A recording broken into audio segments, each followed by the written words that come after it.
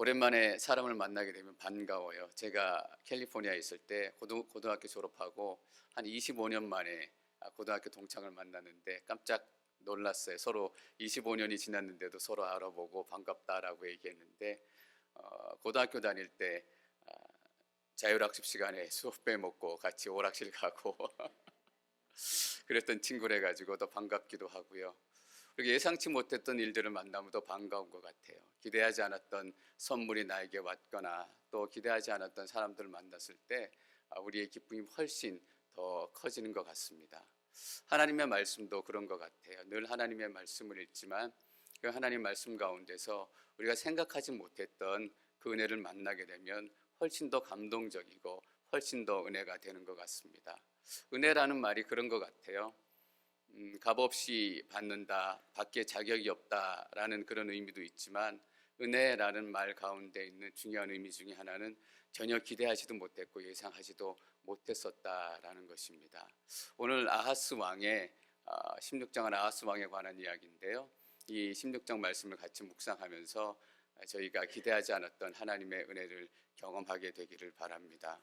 왜냐하면 아하스 왕은 하나님 눈앞에 옳지 못하게 행동했던 왕이었기 때문입니다. 그래도 그 유다 왕국 가운데 그 삶 가운데 하나님의 은혜가 있었구나라는 것을 제가 다시 한번 생각하게 되는 것입니다. 아하스 왕이 유다 왕국을 통치하던 시대는 정치적으로 굉장히 급변하는 그런 시대였습니다. 이스라엘과 북이스라엘과 아람이 동맹이 되어서 남유다 왕국을 계속적으로 침략하기 시작했습니다. 수십만 명이 죽기도 하고 유다 왕국에서 포로가 돼서 잡혀가기도 하고 전쟁으로 굉장히 어려운 그런 상황 가운데 있습니다. 이스라엘이 남유다를 그렇게 침공했던 것은 자기에게 유리한 왕을 세워서 좀 유리하게 세계 정세를 끌고 가겠다라는 그런 계획이 있었습니다. 그리고 이스라엘 유다 왕국 밖에서는 어떤 일이 일어나고 있었는가? 아시리아 제국이 본격적으로 힘을 얻고 강해지기 시작했던 그런 상황이었습니다. 아수르 왕국은 지금으로 말하면 인도 지역부터 이스라엘의 너머까지 그 제국을 통치했을 만큼 굉장히 역사적으로 큰 제국 중에 하나였습니다. 그 제국이 힘을 얻기 시작하고 이스라엘과 팔레스타인 땅에 본격적으로 그 손을 들이우기 시작하던 말하자면 바람 앞에 촛불과 같은 그런 운명 가운데 놓인 유다 왕국의 정치적인 그런 모습 가운데 있었습니다. 제가 10절 말씀 같이 읽고 말씀을 계속 나누겠습니다. 10절 시작. 그러자 아하스 왕이 다메섹으로 가서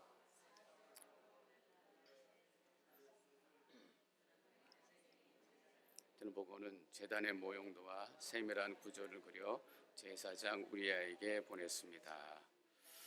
10절은 그러자라는 말씀으로 시작합니다. 그러자라는 말은 앞에 있던 한 사건들을 정리해 주는데요.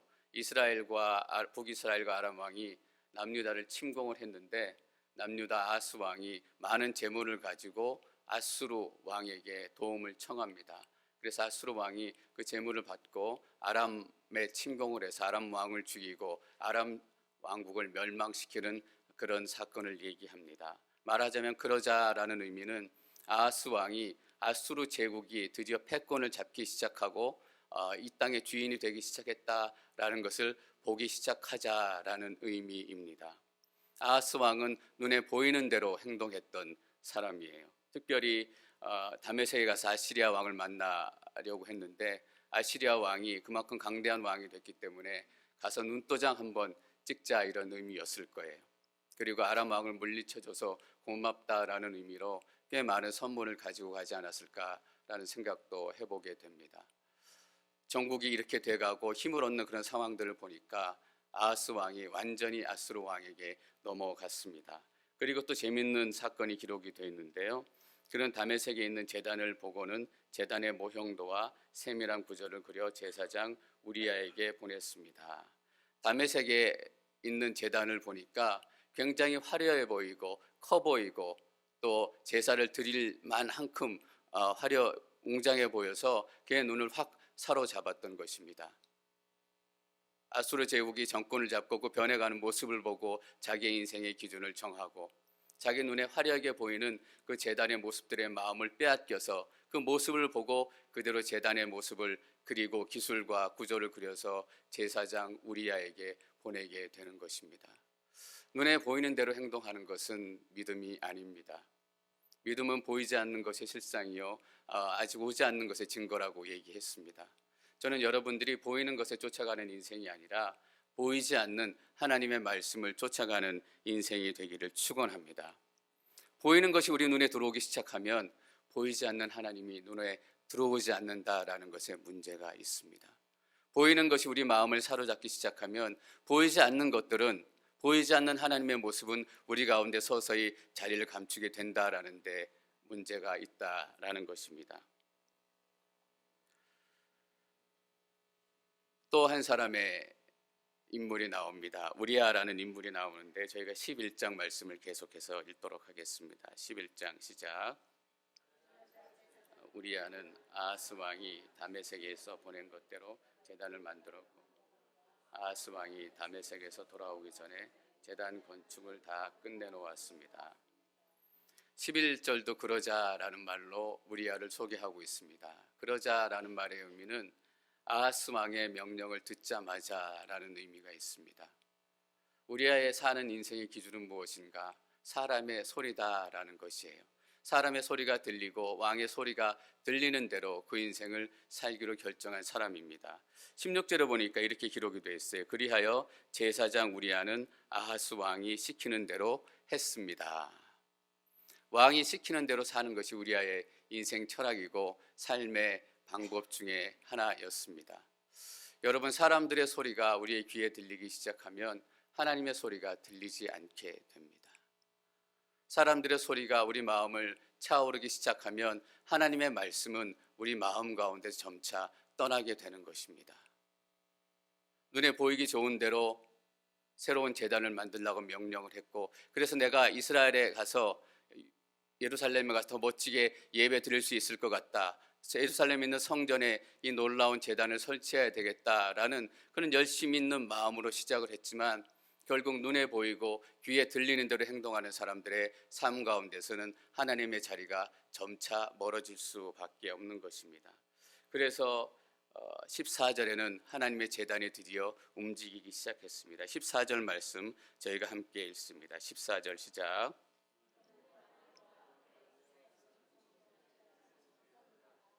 새 제단과 여호와의 성전 사이에 가져다가 새 제단 북쪽에 두었습니다. 새로 만든 제단을 놓기 위해서 하나님께서 말씀으로 명령하시고 그대로 지어진 하나님의 제단은 다른 자리로 구석 자리로 치워지게 됐습니다. 큰 제단이 오고 화려한 제단이 세워지니까 하나님의 제단이 너무나 작아 보이고 하나님의 모습이 너무나 작아 보이기 시작한 것입니다. 사람의 소리를 따르고 살고 또 권력의 향방을 따르는 그런 삶의 모습은 너무나 일시적일 수밖에 없는 것 같습니다. 제가 새벽 예배 때도 잠깐 말씀을 나눴는데요. 제가 직장을 다닐 때 직장에는 왜 라인이라는 게 있지 않습니까? 저희도 상무 라인이 있었고 전무 라인이 있었고 또 사장님 라인도 있었는데요. 저희가 섬기던 전무님께서 어떤 일이 생기셔서 한직으로 좌천하시게 됐습니다. 전무님을 따르던 라인들이 전무님이 좌천하게 되면서 중요 보직에 있던 그 라인들이 수수수 떨어져가는 그런 모습들을 제가 본 기억이 납니다. 그때 그 전무님이 그 자리를 떠나시면서 이런 말씀을 남기고 떠나셨습니다. 내가 반드시 다시 돌아오겠다. 그리고 몇 년 후에 전무님께서 다시 돌아오셨습니다. 다시 돌아오셨을 때는 어떤 일이 중간에 있었는지 모르겠지만 전무에서 진급을 하셔서 부사장이 돼서 돌아오셨습니다. 새로운 라인을 탔던 많은 사람들이 우수수 떨어져 나가고 이전에 전무님 라인으로 떨어져 나갔던 그 사람들이 다시금 자리를 차지하게 되는 그런 모습을 보면서 지금도 참 재밌다라는 생각을 하게 됩니다. 세상의 소리와 세상의 권력과 보이는 것만 따라 살게 되면 이런 결과를 낳게 됩니다. 문제는 보이는 것에 따라 살고 라인을 찾아 살게 되고 힘을 찾아 살게 되니까 정말 해야 할 것들을 하지 못하고 또 놓치는 경우가 너무 많다라는 것입니다. 아하스 왕과 우리아의 가장 큰 문제점 중에 하나는 열심은 있었으나 그 열심이 하나님으로부터 비롯되지 않은 열심이다라는 얘기입니다. 다메섹에 가서 그 제단을 보고 빨리 지어서 그려가지고 가면서 가져가도 됐을 텐데 미리 우리아에게 보낼 만큼 그 제단에 대한 열심이 있었고, 우리아는 왕이 도착하기 전에 그 제단을 다 완성할 정도로 열심히 있었던 사람들이었습니다. 이 열심이 우리를 힘들게 만든다라는 것이죠. 신앙이 있는 것 같고 열심이 있는 것 같지만 잘못된 우리의 생각과 보이는 것으로부터 시작된 열심은 신앙이다라고 얘기할 수 없습니다. 열심히 신앙이다라고 생각하게 살게 되면 우리 모두 다 속게 되는 것 같아요. 우리가 자녀들을 이렇게 교회에 보내보면 그런 경험들을 많이 하게 되는 것 같아요. 그냥 정상적으로 교회 가고 예배드리고 찬양하는 것 같지만 실제로 그 아이들이 예배드리고 찬양하고 하나님을 만나게 되는지 퀘스천을 던져볼 때가 많아요.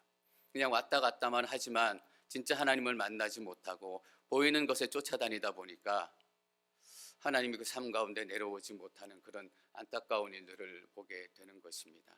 우리가 속게 되는 것이죠. 제가 좋은 신앙을 가지고 있구나, 제가 아름다운 신앙을 가지고 있구나. 때로는 그 열심 때문에 우리도 속고 자신도 속게 되는 경우가 생기는 것 같습니다. 이 잘못된 신앙은 거기서 끝나는 것이 아니라 반드시 하나님을 밀어내게 된다라는 것이죠. 저희가 15절 말씀을 계속해서 읽도록 하겠습니다. 15절 시작.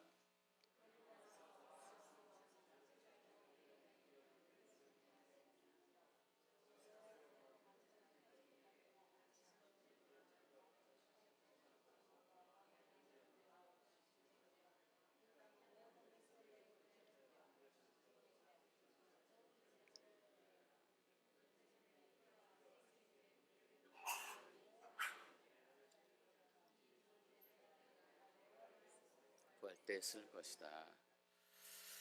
그리고 나서 아하스 왕은 제사장 우리아에게 이런 명령을 내렸습니다. 저 새로 만든 큰 제단 위에 이제 모든 예배와 제사를 드리기 시작한 것입니다. 새롭고 큰 것이 당연히 좋아 보이는 것이겠죠. 그러나 큰 것, 또 새로운 것이 반드시 하나님의 뜻이 아니다라는 것에 우리가 주목할 필요가 있는 것입니다. 더 커야 좋고 더 화려해야 좋고 더 많은 사람들이 있어야 반드시 하나님께서 기뻐하시는 것인가? 그렇지 않다라는 얘기예요. 하나님께서 허락하시지 않는 부흥, 하나님께서 허락하시지 않는 교회, 하나님께서 허락하시지 않는 예배는 아무리 크고 아무리 많고 아무리 화려하고 아무리 좋아 보여도 결국은 그것이 하나님을 밀어내는 우상이 될 수밖에 없다라는 것입니다. 제가 어느 분의 설교를 듣다 보니까 세상을 쫓아가고 보이는 것을 쫓아다니는 현대 크리스찬 또 교인들의 모습을 그 목사님께서 이렇게 충고하시면서 권면하시는 얘기를 들었습니다. 요즘에 너무나 많은 교인들이 보이지 않는 예수님을 쫓아가는 것이 아니라 보이는 목사님을 쫓아다니며 신앙생활을 하고 있다라는 것이에요. 근데 그 목사님이 이렇게 말씀하시는데 제 마음도 너무나 많이 찔렸습니다. 여러분들의 담임 목사가 어떤 사람들에 의해서 비난받고 또 언론에서 비리가 고발이 되고 잘못된 이야기를 하면 여러분들은 그 사람들이 찾아가서 항의하고 폭력을 쓰기도 하고 심지어는 방송국에까지 찾아가서 난리를 치기도 하는 것이 요즘 크리스찬의 모습입니다. 그런데 예수님이 비난받고 예수님이 짓밟히고 예수님의 이름이 땅에 떨어질 때 여러분들이 정말 예수님 때문에 가서 항의해보고 가서 도전해보고 소리치셔본 적이 있습니까? 라는 거예요. 그 말씀을 들으면서 정말 우리가 그렇다. 내가 아는 사람이 욕먹고 내가 아는 사람이 비난받으면 정말 억울해서 소리도 치고 같이 싸워도 주고 때로는 그 방송이 잘못됐다라고 얘기하면서 방송국 앞까지 가서 시위를 하지만 정작 예수님의 이름이 땅에 떨어지는 것, 예수님의 이름이 짓밟히는 것에는 우리가 너무도 둔감하게 살고 있다라는 것입니다. 너무나 보이는 것에 만족하고 들리는 것에 만족하는 우리 현대인들의 신앙의 모습을 단적으로 보여주는 거다라고 생각이 듭니다. 어떻게 보면 우리 모두가 잘못된 열심에 빠질 때가 너무나 많습니다. 우리아나 또 아하스 왕이 열심은 있었지만 잘못된 열심 때문에 하나님을 예배하지 못하고 다른 것들을 예배하기 시작했던 것처럼 우리는 이렇게 생각할 때가 너무나 많은 것 같습니다. 사역을 열심히 하고 있으면, 교회 일주일 동안 많이 나오면 내가 신앙생활을 열심히 하고 있다라고 착각을 하게 되는 것입니다. 사역을 많이 한다는 것이 문제다라는 얘기는 아닙니다. 오해하지 마십시오. 교회에 자주 나온다라는 것이 문제는 아니다라는 것입니다. 문제는 그것이 우리의 진짜 신앙이다라고 속고 살 때가 많다라는 것이에요. 사역을 많이 하니까 나의 신앙은 오케이다. 내가 매일 교회에 나오니까, 또 매일 예배에 나오니까 나의 신앙에는 전혀 문제가 없다라고 생각하며 우리 스스로를 속이고 살 때가 너무 많다라는 것입니다. 여러분, 겉으로 보이는 것이 우리 신앙을 정의해 주지 않습니다. 우리의 신앙은, 우리의 믿음은 하나님과의 관계에서부터 시작이 되는 것입니다. 또한 하나님과의 관계에서 우리 신앙의 결론이 있다라는 것을 다시 한번 말씀드리고 싶습니다.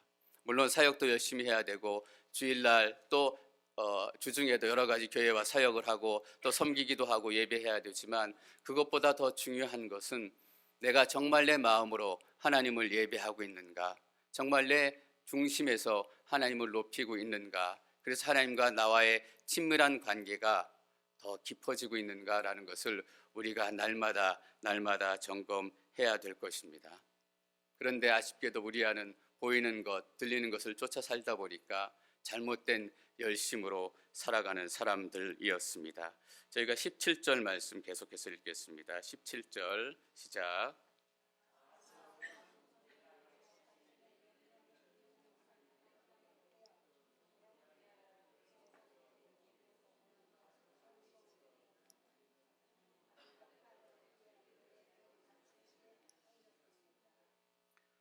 아하스 왕은 청동대야, 여호와의 청동대야 받침의 옆면에 있는 청동판을 떼어내고 청동대야를 거기서 옮기고 청동소가 받치고 있는 청동바다를 떼어내 돌받침 위에 얹었습니다. 여호와의 제사, 여호와의 예배가 갈기갈기 찢어지고 있는 그런 상황을 묘사를 하고 있습니다. 이 청동판을 띄어서 학자들이 추측하기는 아수르 왕에게 조공으로 바쳤을 것이다 라고 추측을 하고 있습니다. 그만큼 아수르 왕에게 많은 것을 바치다 보니까 더 이상 바칠 것이 없어서 성전에 있는 재물을 뜯어서 바치고, 성전의 금과 은으로 된 재물은 벌써 다 바치고 없어졌을 것이다 라고 생각을 해볼 수 있습니다. 왜냐하면 청동까지 다 띄어가지고 아수르 왕에게 조공을 바치기 시작했기 때문입니다. 아수르 왕이 그들의 삶을 지켜줄 거라고 생각을 했고, 아수르 왕이 그들의 삶을 풍요롭게 해줄 거라고 생각해서 아수르 왕에게 찾아갔지만 결국 그들에게 남아있는 것은 아무것도 없습니다. 그래서 아하스 왕이 어느 정도까지 악한 행동을 행했냐 하면 역대하 28장 24절에는 이렇게 기록하고 있습니다. 역대하 28장 24절 말씀 같이 읽습니다. 시작.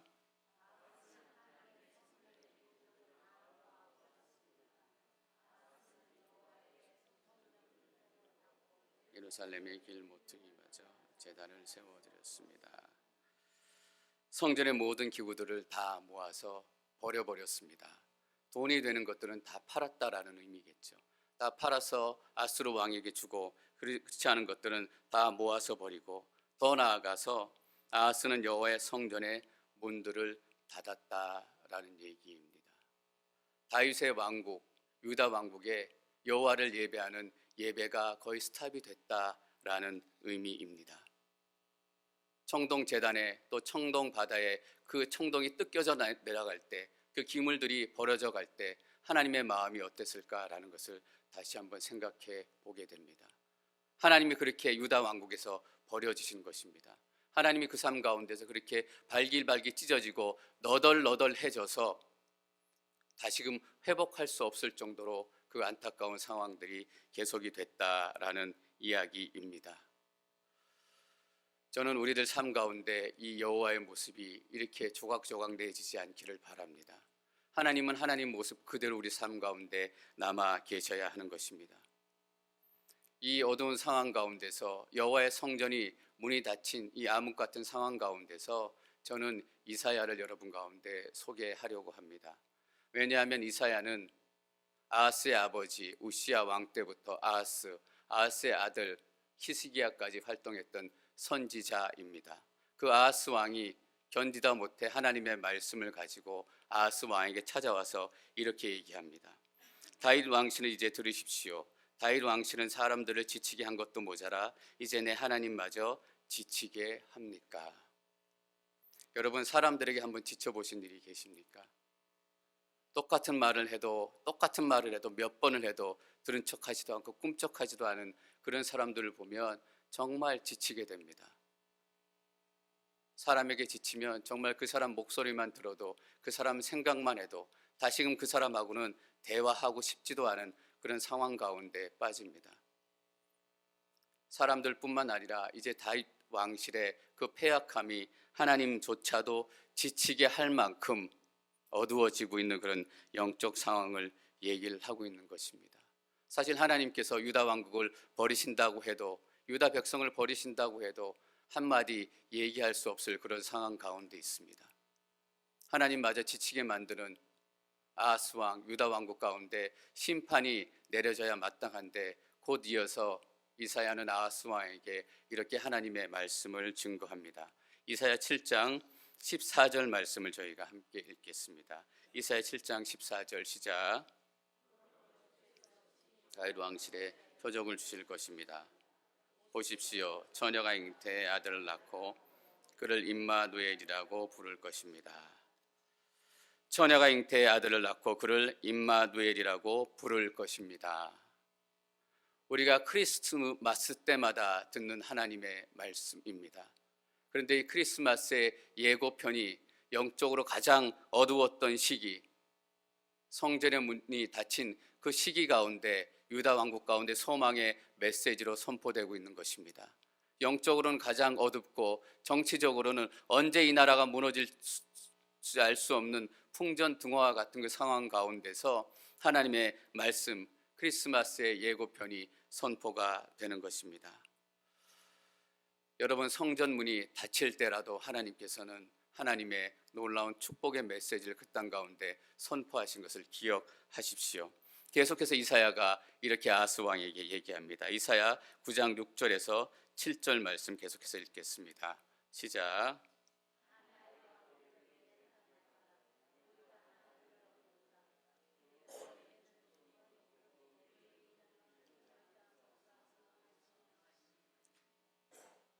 하나님 영원하신 아버지, 평화의 왕이라 불릴 것이다.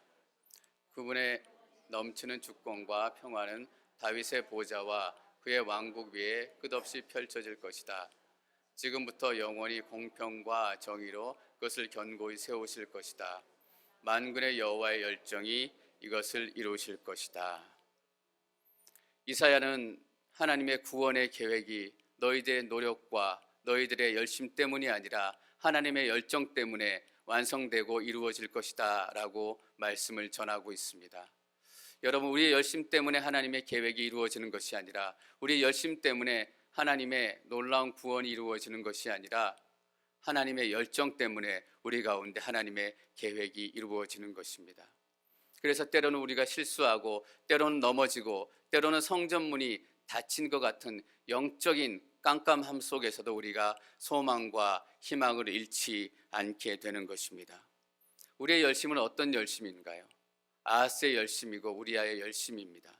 우리의 열심은 너무나 자주 가라앉고 너무나 자주 잘못되고 너무나 많이 실수하기 때문에, 우리의 잘못된 실수 때문에, 잘못된 열심 때문에 너무나 많은 예기치 않았던 일들이 우리 삶 가운데 벌어집니다. 그러나 그것을 돌리는 것은 우리의 노력도, 우리의 힘도, 우리의 열심도 아니라 하나님의 열정이다라는 것입니다. 여러분, 하나님의 열정, 하나님의 열심의 증거가 무엇입니까? 바로 예수 그리스도입니다.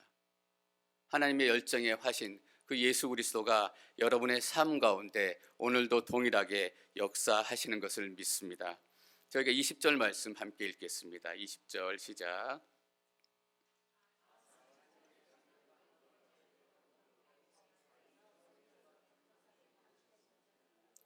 그리고 아하스의 아들 히스기야가 뒤를 이어 왕이 됐습니다. 아하스의 아들 히스기야가 뒤를 이어 왕이 됐다라는 대목에 여러분 주목해 주셨으면 좋겠습니다. 히스기야는 어떤 사람인가? 유다 왕국의 제2의 영적인 부흥을 이끌어냈던 사람입니다. 히스기야를 통해서 다시 한번 유다 왕국은 영적인 대부흥, 영적인 중흥기를 경험하게 되는 것입니다. 히스기야의 왕을 통해서 무너졌던 예배가 새롭게 세워지고 히스기야 왕을 통해서 다 흩어졌던 하나님의 말씀들이 새롭게 정비되어지는 놀라운 일들이 나타나게 되는 것입니다. 근데 사실 주위 환경은 히스기야가 나올 만한 환경이 전혀 아니었다라는 것입니다. 아하스 왕의 폐역한 그런 영적인 환경 가운데서 성전문이 닫힌 그런 환경 가운데서 히스기야와 같은 왕이 나올 수 있는 상황이 아니었지만 하나님의 은혜로 말미암아 다시 한번 유다 왕국의 대부흥의 역사를 허락하시고 계신 것입니다. 저는 아하스 왕에 이어서 히스기야 왕이 유다 왕국에게 허락되어졌다는 이 놀라운 사실에 다시 한번 감사와 찬양을 올리게 됩니다. 왜냐하면 유다 백성들이 동정녀 마리아 메시아의 먼 예언의 말씀, 수천 년 후에 이루어질 예언의 말씀만을 바라보고 살아야 했다면 그들의 삶은 너무나 피폐했고 그들 가운데 정말 소망과 영적인 회복을 기대할 수 없었을 것입니다. 그러나 수천 년 후에 메시아가 오셔서 그 왕국을 완전히 회복시키실 것이지만 그 다음 세대 아하스의 아들을 통해서 그들이 경험할 수 있도록 하나님의 나라와 영적인 부흥을 허락하고 계신다라는 것입니다. 우리는 예수 그리스도와 함께 부활해서 예수 그리스도의 오른편에서 이 땅의 모든 영광들을 예수 그리스도와 함께 누리는 그런 축복들을 살아가게 될 것입니다. 그러나 하나님께서는 그 먼 하늘의 영광만을 바라보고 살아라라고 우리에게 말씀하시지 않고 있다라는 것입니다. 아하스에 이어서 히스기야 왕을 주었던 것처럼 우리 삶 가운데서도 히스기야 왕을 보내셔서 또 많은 은혜의 사람들을 보내셔서 이 땅의 삶 가운데서 천국의 그 소망들을 누리며 살아갈 수 있도록 은혜를 허락하신다라는 얘기입니다. 여러분, 우리가 천국만을 보며 살아가야 한다면 이 땅의 삶이 얼마나 아프고 힘들겠습니까? 그러나 우리가 어려움 가운데서 하나님께서 보내주신 그 은혜들을 실제로 경험할 때가 얼마나 많은지 모르겠습니다. 하나님께서는 우리의 삶이 그냥 무너지게 놔두시지 않습니다. 성전문이 그냥 닫히게 놔두시지 않습니다. 하나님께서는 우리 삶 가운데도 히스기야를 보내셔서 영적인 대부흥을 일으키실 줄 믿습니다. 저는 우리 앵커리지 온누리 교회에도 여러분의 히스기야가 나타나기를 축원합니다. 그분들의 기도와 그분들의 열심을 통해서 우리 앵커리지 온누리 교회에 정말 하나님께서 원하시는 영적인 대부흥이 일어날 거라고 믿습니다.